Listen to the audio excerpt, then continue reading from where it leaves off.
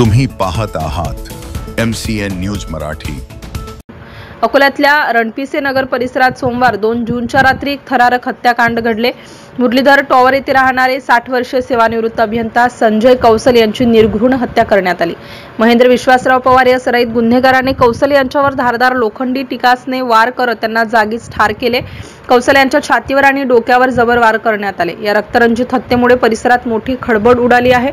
दरम्यान ही संपूर्ण घटना परिसरातील सीसीटीव्ही कॅमेऱ्यात कैद झाली असून त्या दृष्टीने पोलिसांचा तपास सुरू आहे। मारेकरी महेंद्र पवार याचा गुन्हेगारी इतिहास गंभीर असून यापूर्वीही त्याच्यावर प्राणघातक हल्ल्याचा गुन्हा दाखल आहे। काही दिवसांपूर्वीच तो न्यायालयीन जामिनावर सुटला होता। मृतकांनी आरोपी दोघेही एकाच इमारतीचे रहिवासी असल्याची माहिती प्राप्त झाली असून या घटनेमुळे स्थानिकांमध्ये मोठी अस्वस्थता निर्माण झाली आहे।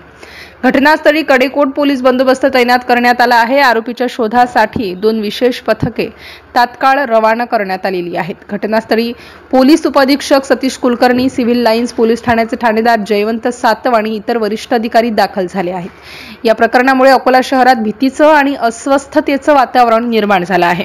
MCN न्यूज मराठीकरिता धनराज सपकाळसह नरेंद्र वाढोणकर, अकोला।